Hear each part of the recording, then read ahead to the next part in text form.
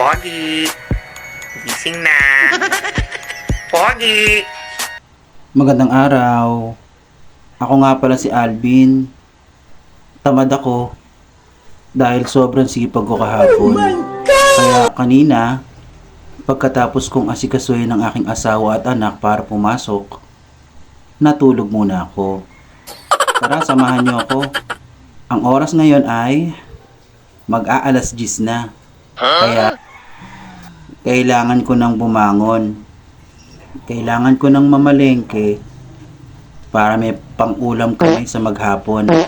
Bali, ang lulutuin ko pala ngayon ay sinigang sa bangos. Tara, mamamalengke lang ako tapos lutuin na natin to. Alright. Christmas style is ridiculous. Yun guys, bali nakapamalengke na ako. Bali ngayon, ihanda ko na yung mga gagamitin ko para sa lulutuin kong sinigang na bangos. Pagkagaling ko sa palengke, eto, lilinisin ko muna yung mga bangus na nabili ko.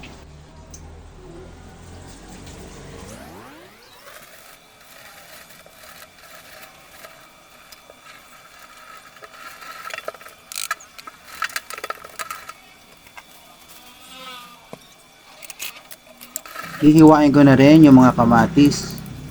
Bali, 2 kamatis nga pala ang ginamit ko dito at isang sibuyas. Hiniwa ko lang sila ng puro pahaba. Bali, sinunod ko na ang labanos. Bali, binalatan ko lang siya tapos hiniwa ko lang siya ng pa-slice.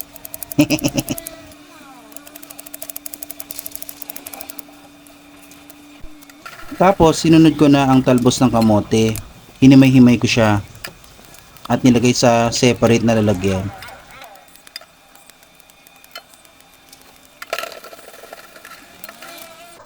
Bale, ito nga pala yung mga sangkap na gagamitin natin. May bangos, sibuyas, kamatis, labanos. Gagamit din ako ng patis at Knorr Sinigang Original. Tapos, naging talbos ng kamote. Maglalagay din ako ng konting asin. Sa isang bowl, maglalagay tayo ng tubig. Pagsalang ng tubig, ilalagay ko na ang kamatis at sibuyas at konting asin. Habang hinihintay kumulo, magsasaing muna ako.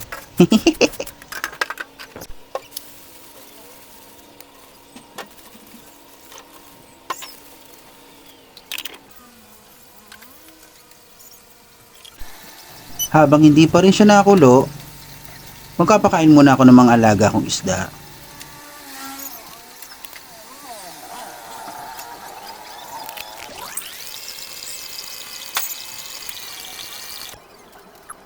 Habang hindi pa rin siya nakulo, magdidilig muna ako ng mga halaman.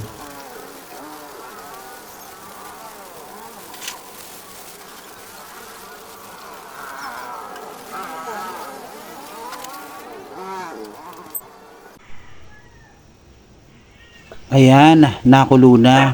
Bali, ilalagay ko na ngayon dito ang labanos at isusunod ko na rin ang mga bangos. Okay, rhyme na rhyme.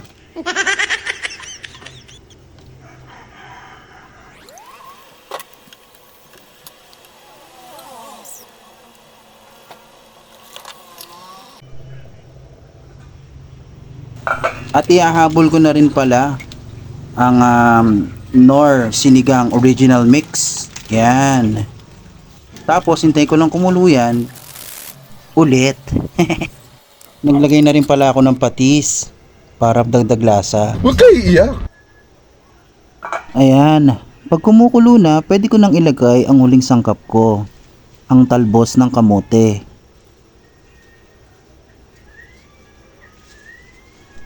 Pagkulo nito, okay na, pwede nang kumain. Taob na naman ang kaldero. Special request kasi ito ng anak ko, kaya sigurado marami na naman siyang makakain. Muli, maraming salamat po ulit sa mga sumubaybay at nanood ng mga videos ko. Mabuhay po kayong lahat.